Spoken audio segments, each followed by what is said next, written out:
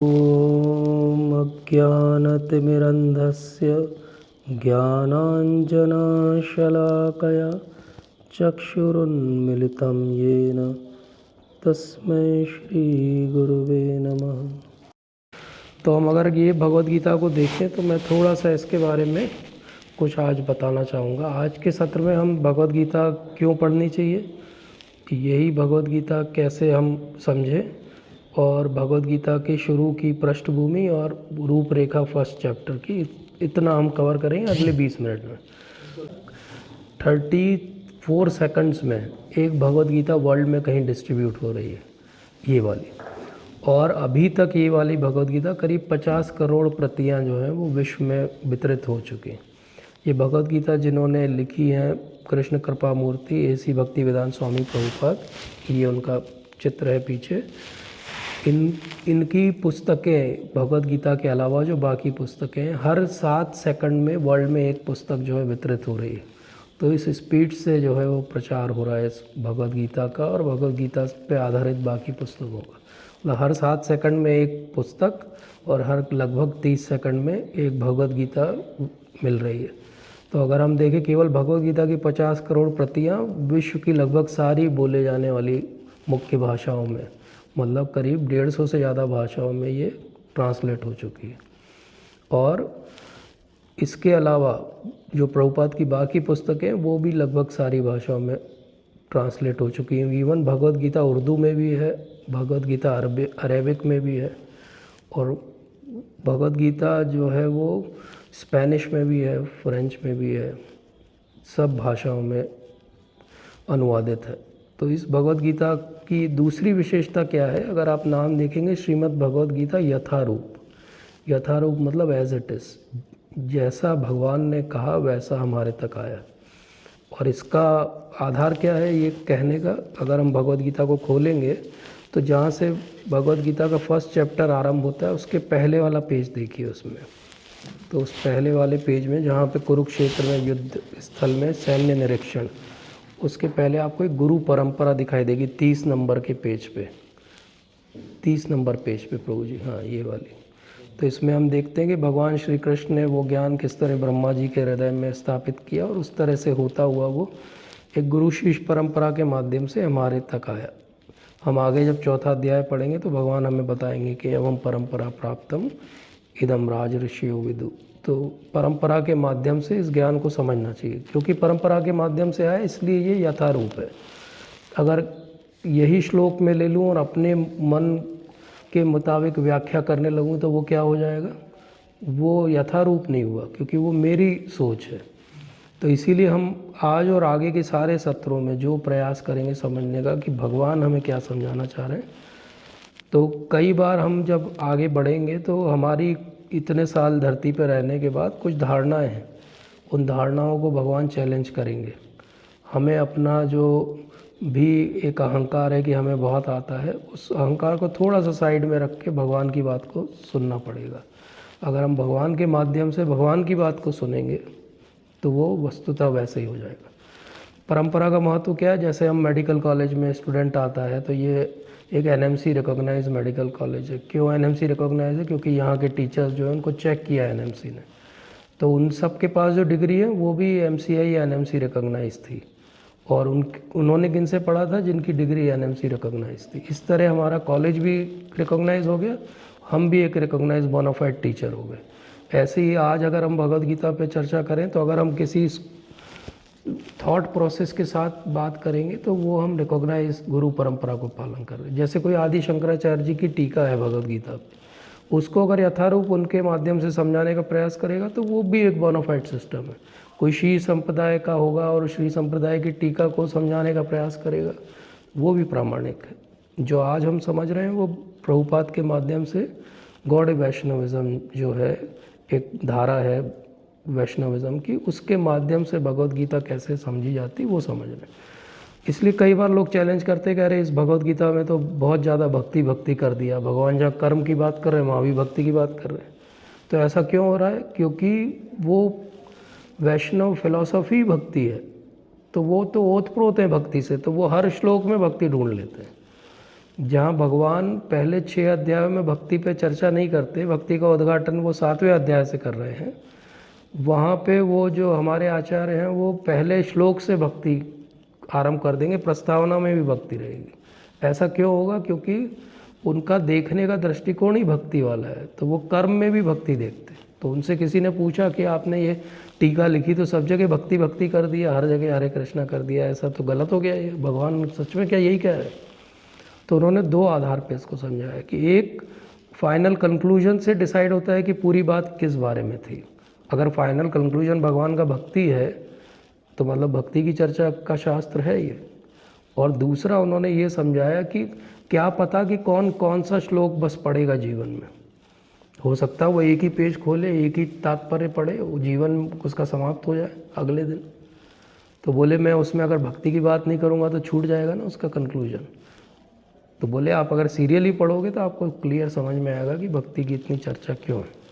तो हम भी उसी एंगल से इस भगवद गीता को समझेंगे कि भक्ति के माध्यम से भगवान हमें क्या सिखाना चाह रहे हैं। अब अगर हम इस पूरी भगवद गीता को देखें तो इसमें करीब 700 श्लोक हैं जो लिपिबद्ध हुए। अब ये कहाँ से आई भगवद गीता? तो भगवद गीता आई महाभारत के अंदर, एक सेक्शन है भीष्म पर्व, उसके जो चैप्टर्स हैं बीच के 18, वो बीच के 18 चैप्टर्स जो हैं वो भगवद गीता है।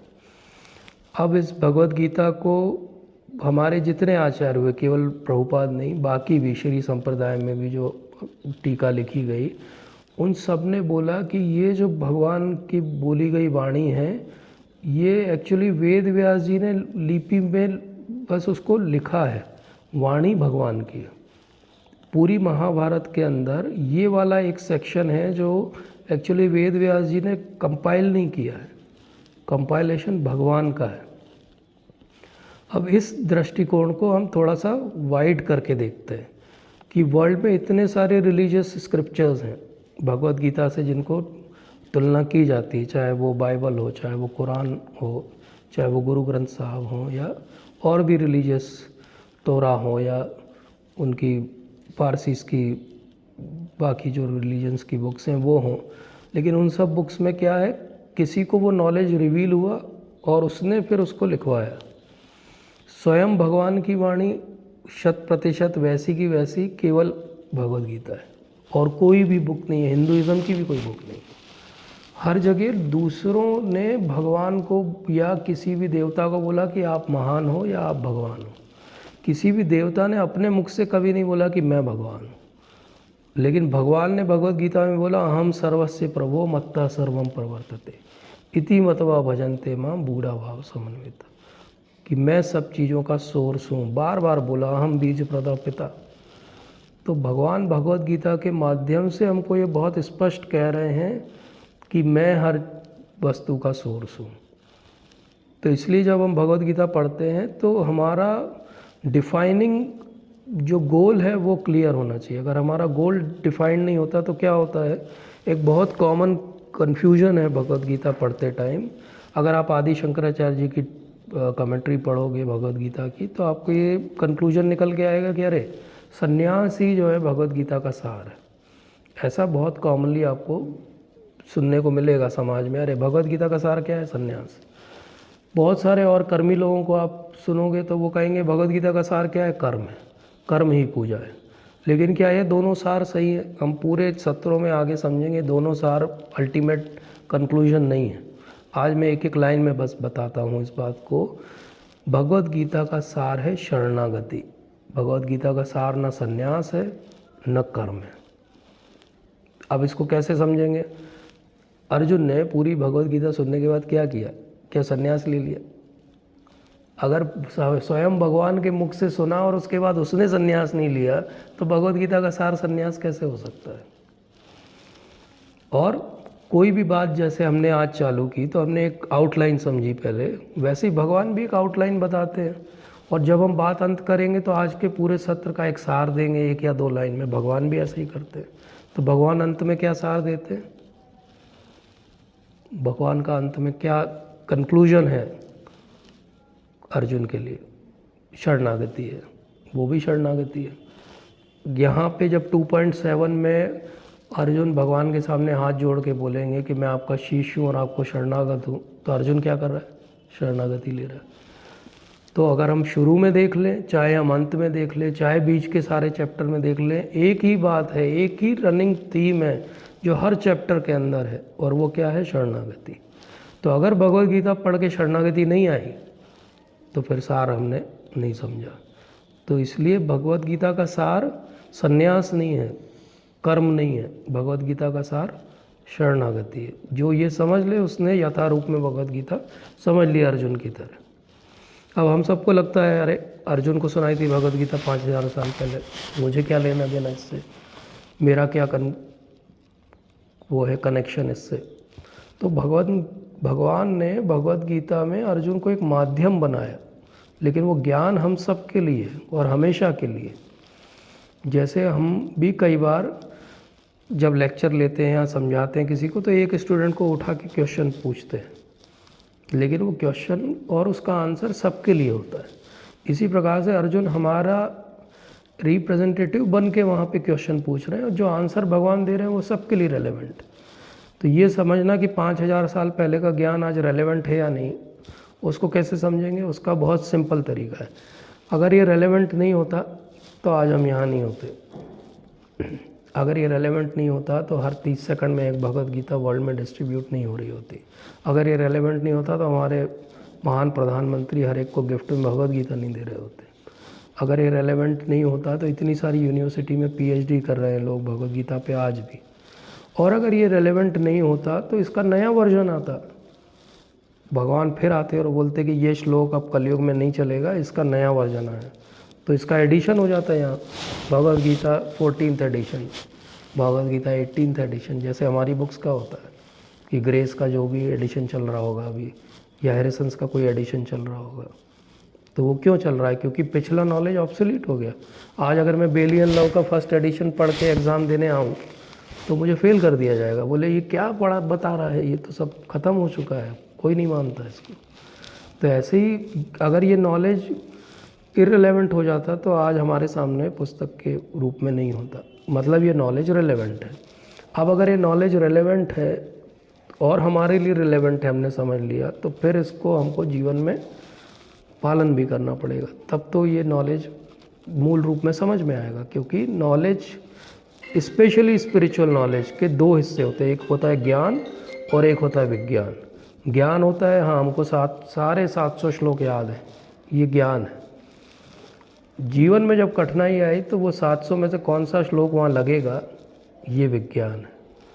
तो हम जो सारे सत्रों में प्रयास करेंगे कि रेलेवेंट क्या है हमारे लिए, हमारे जीवन में कैसे हम अप्लाई करेंगे, इसको हम ज़्यादा फोकस करेंगे। थ्योरेटिकल जो पार्ट है उसको हम आउटलाइन की तौर पे समझेंगे, उसको हम अलग से भी पढ़ ही सकते हैं सब लोग, और पढ़ा हुआ भी है हमारा सबका, तो इसलिए हम उस पर ज़्यादा फोकस नहीं करेंगे। अब हम इस बैकग्राउंड के साथ अगले 10 मिनट एक श्लोक डिस्कस करेंगे आज। तो आप मेरे साथ दोहराइए। अध्याय 1 पेज नंबर 31 है प्रभु जी।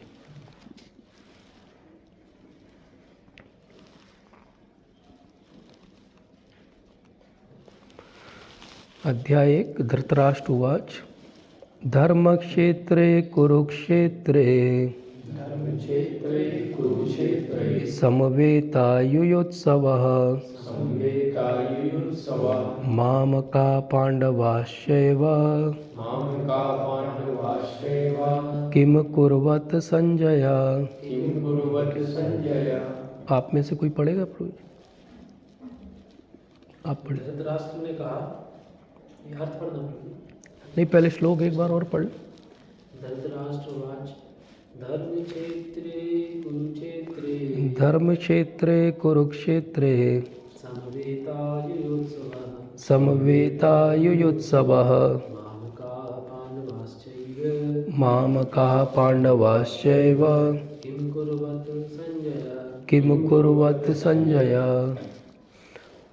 हिंदी कोई पढ़ेगा? यहाँ से धृतराष्ट्र ने कहा, जी। धृतराष्ट्र ने कहा, हे संजय, धर्म भूमि कुरुक्षेत्र में युद्ध की इच्छा से एकत्र हुए मेरे तथा पांडु के पुत्रों ने क्या किया? जी प्रभु, थैंक यू।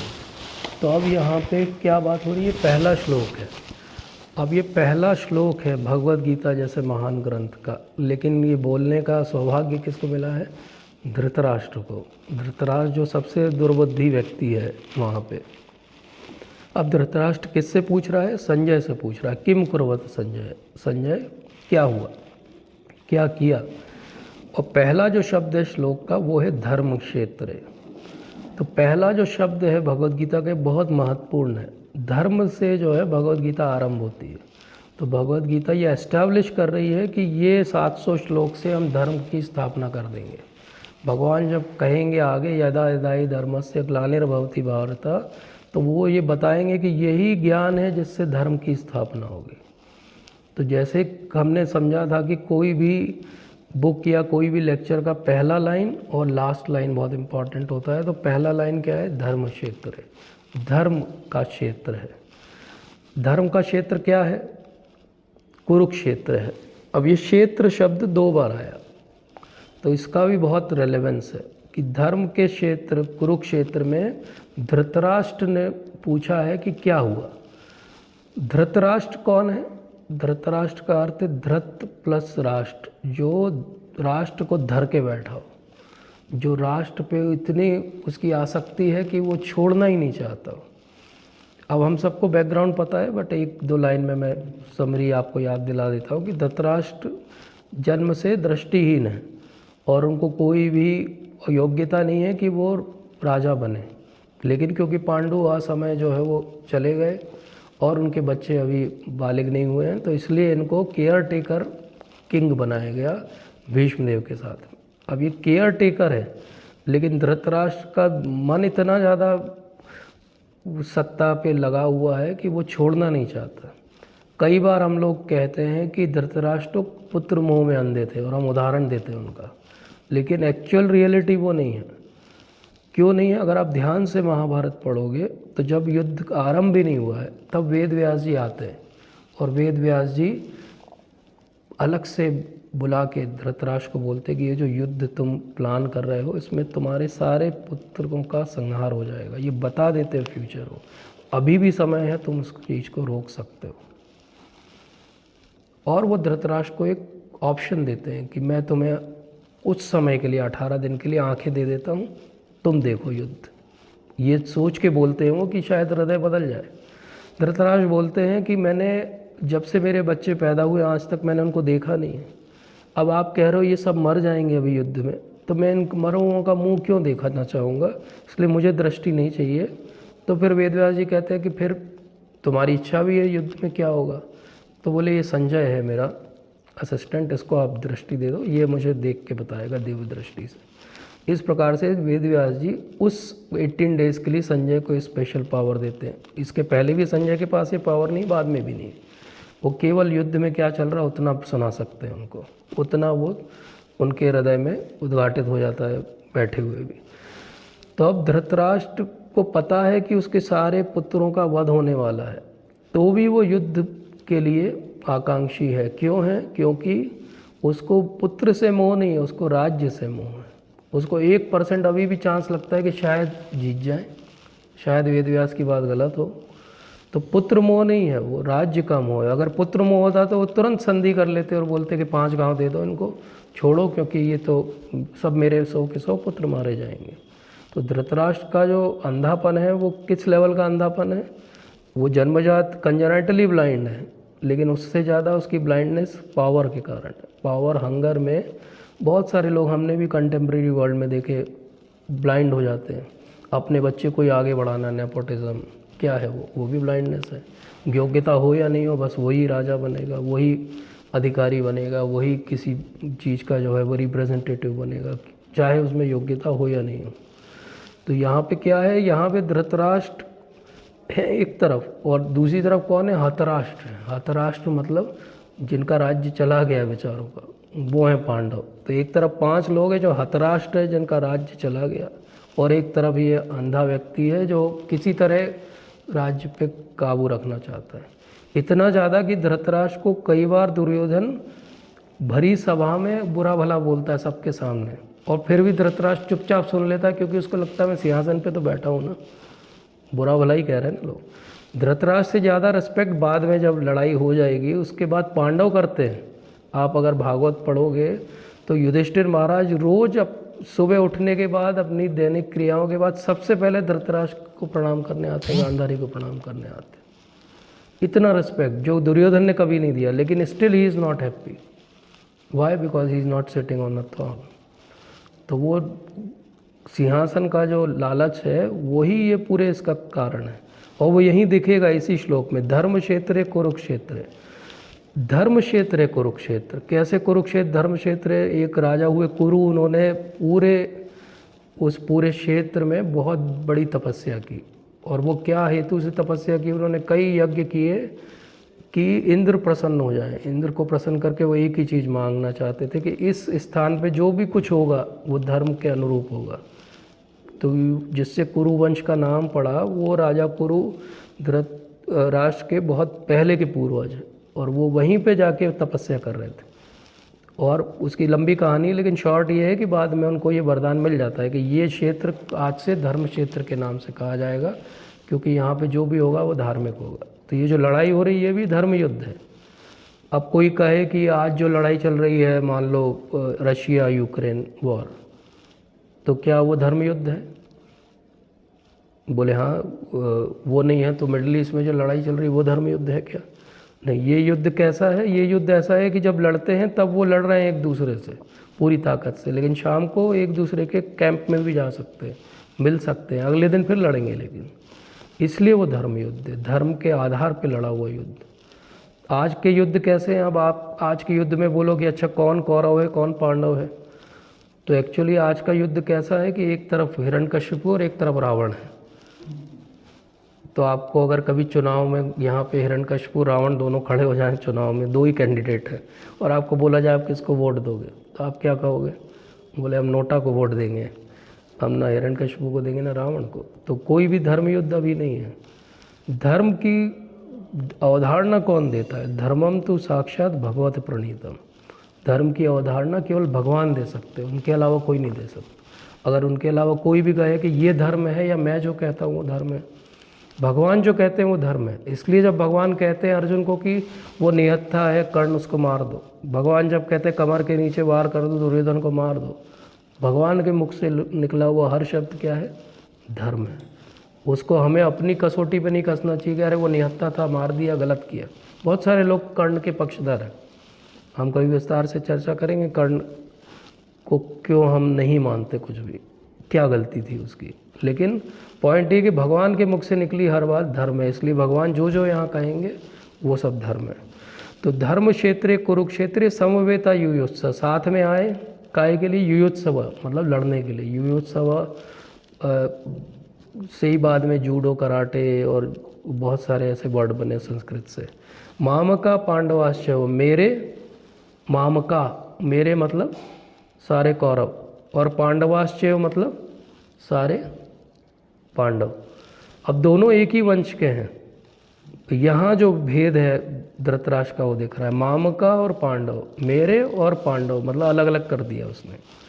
यही कारण है लड़ाई का। अगर वो मेरे में पांडवों को जोड़ लेता तो लड़ाई नहीं होती। लड़ाई हुई इसलिए क्योंकि मामका और पांडवाश्चैव।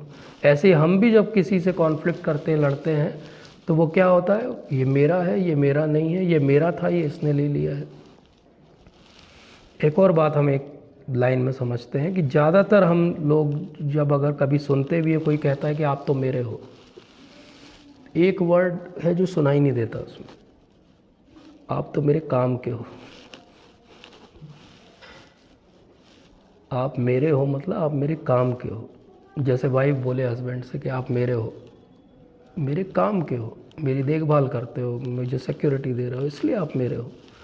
जिस दिन वो चीज़ करना बंद कर दोगे, she will be the first one two file the divorce case. तो कौन मेरा है? या कोई स्टूडेंट बोले सर आप तो मेरे हो, कब तक? जब तक आप पास नहीं कर दो उसको। इधर आप पास करो, देखो अगली बार वो लॉबी में आपको नमस्ते भी नहीं करेगा। आप तो मेरे काम के हो। जो वर्ड बोला नहीं जाता वो है काम के हो। ऐसे ही मामका पांडवाश्चैव, मेरे काम के हैं कौरव। कब तक? जब तक मैं गद्दी पे बैठा हूँ। अगर इनके कारण मेरी गद्दी जाती है तो मरने दो इनको, कोई प्रॉब्लम नहीं। मामका पांडवाश्च, ये जो अहंकार है धृतराष्ट्र का, हमको लगता है हाँ धृतराष्ट्र का अहंकार है, अंधापन है किसका है? धृतराष्ट्र का, मेरा थोड़ी है।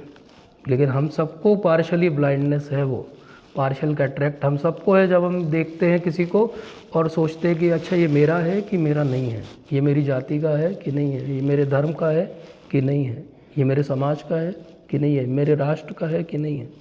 पंडिता समदर्शिना, भगवान ने तो कहा है पंडिता समदर्शिना। लेकिन माम का पांडवाश्च। अब ये बड़ी पैराडॉक्सिकल बात है कि धर्म क्षेत्र है, कुरुक्षेत्र है, वहाँ धर्म युद्ध हो रहा है, तो क्या हो रहा होगा? युद्ध ही हो रहा होगा। तो फिर धृतराष्ट्र ने ये क्यों पूछा किम कुर्वत संजय, क्या कर रहे हैं दोनों? ये क्यों पूछा संजय से? ये भी बड़ी टेक्निकल चीज़ है। ये क्यों पूछा? ये इसलिए पूछा क्योंकि धर्म क्षेत्र है वो। ऐसा तो नहीं कि कौरव गए वहाँ पे तो धर्म का प्रभाव उनके ऊपर भी हो गया और संधि कर ली उन्होंने कि ठीक है आधा आधा बांट लेते हैं, चलो तुम्हें 5 गांव दे देते। वो दुर्योधन जिसने बोला था सुई के नोक की ज़मीन नहीं देगा, ऐसा तो नहीं वो कुछ साइन कर दिया उसने ट्रीटी वहाँ पे, संधि तो नहीं हो गई, शांति प्रस्ताव तो नहीं पास हो गया, लड़ाई के पहले लड़ाई बंद तो नहीं हो गई, क्योंकि उसको लड़ाई चाहिए। तो इसलिए बड़ा वो एंशियस है कि लड़ाई हो गई चालू कि नहीं हुई, भाई बताओ जल्दी, लड़ाई होना बहुत ज़रूरी है, तभी मैं सिंहासन पर बैठा रह पाऊँगा। तो जब धृतराष्ट्र को पता है कि लड़ाई का परिणाम 100 के 100 उसके पुत्र मारे जाएंगे, तब भी उसको ये फेथ क्यों है कि लड़ाई में वो जीत सकता है? क्योंकि भीष्म पितामह उसके साथ है जिनको इच्छा मृत्यु का वरदान है। तो उसको अभी भी लगता है सब तो मर जाएंगे, मरने दो। भीष्म पितामह को इच्छा मृत्यु है ना, वो तो नहीं मरेंगे, वो तो आखिरी तक लड़ेंगे, तो कौन जीतेगा? बोले हम जीतेंगे, हम जीतेंगे। ये सोच है, कितनी कलुषित सोच है धृतराष्ट्र की कि वो समझ ही नहीं पा रहा है कि एक्चुअल रियलिटी क्या है। उसको राज्य इतना प्यारा है कि वो अपने सारे पुत्रों का मोह भी त्याग चुका है। राज्य का मोह सबसे बड़ा मोह है। तो किम कुर्वत संजय, क्या किया उन सब ने? अब क्या किया ये हम, टाइम हो गया शायद, समय है क्या अपने पास? ठीक है, अगली बार करते हैं कि क्या किया, आगे क्या हुआ। तो आज हमने बहुत ब्रीफ में ये समझा कि भगवद गीता कैसे महत्वपूर्ण है हमारे लिए। हमने ये समझा कि भगवद गीता की पृष्ठभूमि क्या है, और हमने पहले श्लोक पे थोड़ी सी विवेचना की कि भगवद गीता का पहला श्लोक धृतराष्ट्र से बुलवाया गया, तो उसके पीछे भी कारण है। मतलब ये एक एक शब्द पे इतनी विवेचना है, जैसे धृतराष्ट्र उवाच। अब उवाच का मतलब बोलना होता है, लेकिन टेक्निकली यहाँ पे क्या है, उवाच का मतलब जो है वो पूछना है, क्योंकि धृतराष्ट्र क्वेश्चन पूछ रहा है, तो ही इज़ आस्किंग क्वेश्चन। तो उवाच का मतलब यहाँ पे क्वेश्चन बन गया। और अब ये जो धर्म क्षेत्र है कुरुक्षेत्र, इसमें जो क्षेत्र शब्द है, इसको क्षेत्र को बोला गया, आगे भी क्षेत्र बहुत बार आएगा भगवद गीता में। जब भगवान से अर्जुन पूछेंगे प्रश्न, क्षेत्र का एक मतलब होता है संस्कृत में फील्ड, फील्ड ऑफ एक्टिविटी। क्षेत्र का एक मतलब होता है जैसे कोई एक फार्मिंग की लैंड हो, जैसे लोग बोलते हैं ना खेत, खेत शब्द क्षेत्र से ही आया। तो जैसे खेत में सब कुछ उगता है, आप फसल उगाते तो उसके साथ खरपतवार भी उगती है, तो जैसे किसान क्या करता है, खरपतवार निकाल देता है। इसी प्रकार से ये धर्म क्षेत्र के अंदर ये सब तरह के लोग आ गए हैं वहाँ पे लड़ने के लिए। अब भगवान जो हैं वो सारी खरपतवार को ख़त्म कर देंगे, मतलब सारे कौरव और उनके सारे संगी सब मारे जाएंगे। आगे भगवान पहले ही रिवील कर देंगे कि ये तो सब मेरे द्वारा पहले ही मारे जा चुके हैं, तुम तो केवल निमित्त मात्र हो। तो इसलिए कई बार शंका होती है कि अरे ये अर्जुन को इतना मोह कैसे हो गया। तो अब यहाँ पे हम देखें तो ब्लाइंडनेस सब लेवल पे है। धृतराष्ट्र की कंजेनाइटल ब्लाइंडनेस है, और जो दुर्योधन है वो प्रिजुडाइशियली ब्लाइंड है। उसको हमेशा एक पूर्वाग्रह कि मेरे साथ हमेशा गलत हुआ है और मैं इसका बदला लेके रहूँगा। शकुनी और कर्ण उसको और बढ़ाते रहते उसकी ये जो पूर्वाग्रह है। तो वो पूर्वाग्रह के कारण अंधा है, उसको दिखाई नहीं देता। आगे हम समझेंगे क्या क्या नहीं दिख रहा होते हुए भी उसको। अर्जुन भी ब्लाइंड है, सर्कमस्टेंशियली अर्जुन भी ब्लाइंड है। उस सर्कमस्टेंस में भगवान ऐसा डाल देते हैं उसको कि वो भी अपने सगे संबंधी को देख के मोह में आ जाकर और वो भी ब्लाइंड हो जाएगा। हम भी इन्हीं 3 तरीके से ब्लाइंड होते हैं अपनी लाइफ में। कभी कभी हम प्रेजुडाइज से ब्लाइंड होते हैं, अरे वो तो ख़राब आदमी है, अरे उसका तो ये सरनेम है ना तो वो ऐसे ही होगा। ये क्या है? ये पूर्वाग्रह है हमारा, ऐसा थोड़ी है। हर जगह हर चीज़ का नॉर्मल डिस्ट्रीब्यूशन है, सब तरफ अच्छे लोग भी हैं, सब तरफ खराब लोग भी हैं, तभी ये संसार है। सरनेम से बहुत फर्क नहीं पड़ता चीज़ों को, लेकिन हमारा ऐसा पूर्वाग्रह है, बना हुआ है, हमने सुना हुआ है, इसलिए हम वैसी सोच रखते हैं। तो पूर्वाग्रह से हम ब्लाइंड हैं, सर्कमस्टेंशियली हम ब्लाइंड होते हैं। हमारी गाड़ी जा रही है, कोई एकदम से हमें ओवरटेक कर ले, नई गाड़ी में एक खरोच आ जाए, बस अब आप सुनो फिर किस भाषा में वो बात करते हैं। अगर उसका कोई वीडियो वायरल हो जाए तो बोले अरे डॉक्टर साहब को ये वाली भाषा भी आती है। तो ये क्या हो गया, सर्कमस्टेंसेस में आपको ब्लाइंड कर दिया है ना। और कई बार जैसा हमने देखा कि सिचुएशन ऐसी रहती है और आपकी सोच इतने समय में, जैसे धृतराष्ट्र की, धीरे धीरे होते होते रॉन्ग फीडबैक के कारण इतनी ख़राब हो जाती। तो कई बार किसी एक व्यक्ति के लिए ख़राब फीडबैक लोग देते रहते हैं जानबूझ के, तो आप जब उसके सामने पढ़ते हो तो आप पहले ही ये सोच चुके रहते हो कि ये तो गलत ही होगा। तो भगवत गीता हमको हर लेवल पे सुधरने का चांस देती है, हर लेवल पे हमारी ब्लाइंडनेस को क्योर करती है। तो जैसे किसी को कैटरेक्ट हो, बिल्कुल नहीं दिखता हो, फिर वो जाए ओटी में और 2-3 दिन बाद जब उसको प्रॉपर दिखने लगे तो सब चीज़ क्लियर दिखने लगेगी।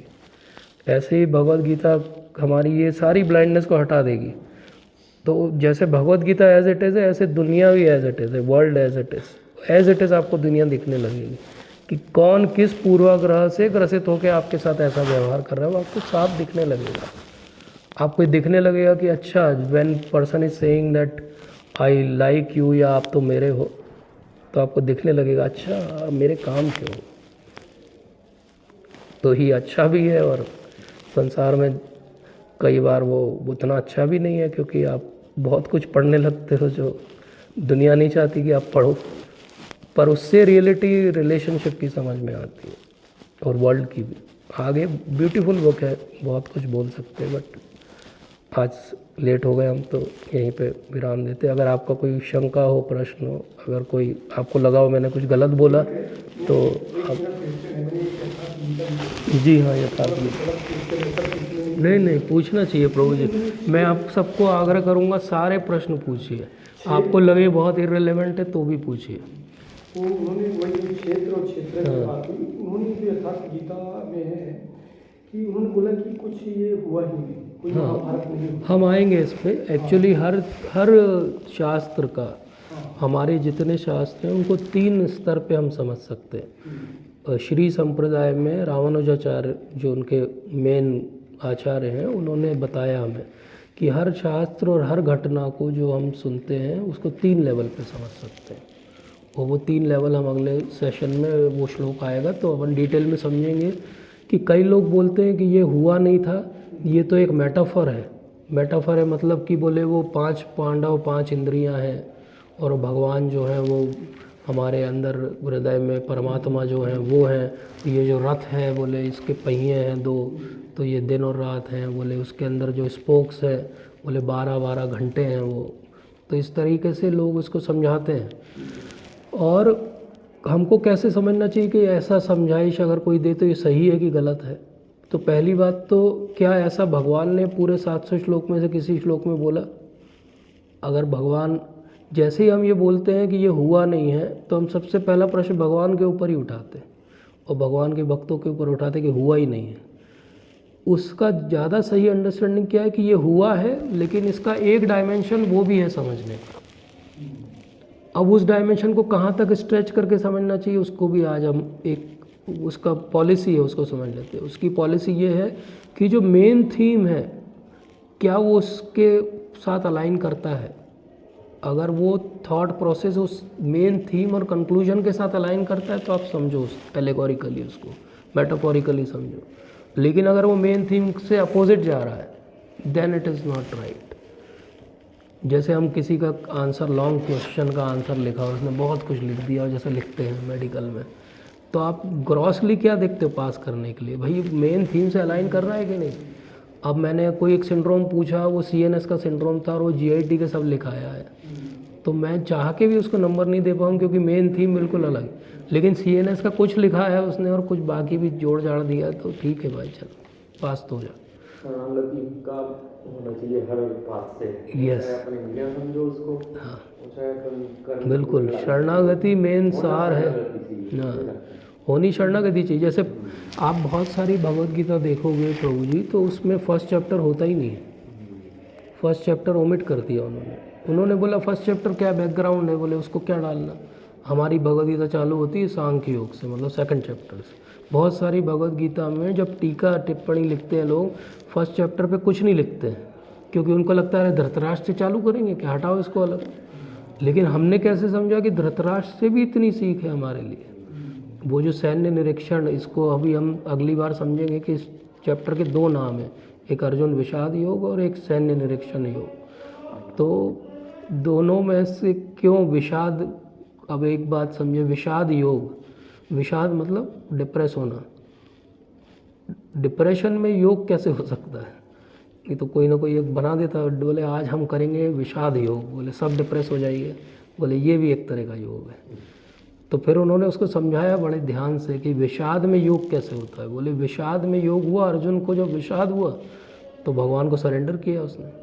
तब तक उसकी जो रिलेशनशिप थी भगवान से वो क्या थी, फ्रेंडशिप थी, और एक फैमिलियल रिलेशनशिप थी कुंती महारानी वाली साइड। अब क्या हो गई सडनली, गुरु और शिष्य की रिलेशनशिप हो गई 2.7 में। उसके बाद 10th 11th चैप्टर आते आते क्या हो गया, वो समझ गया कि तो भगवान है। अब रिलेशनशिप क्या हो गई, वो भगवान है और ये भक्त है।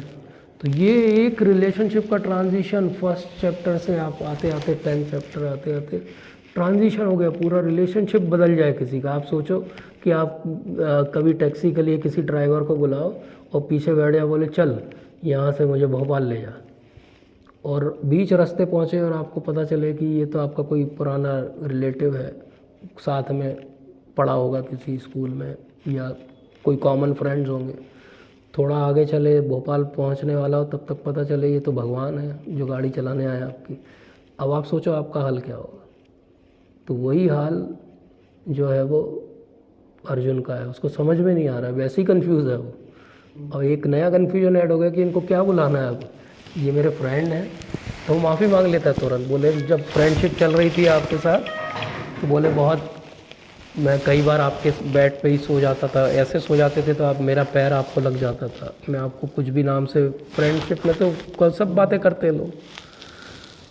तो बोले वो सब बातें करता था, अब पता चला आप भगवान हो।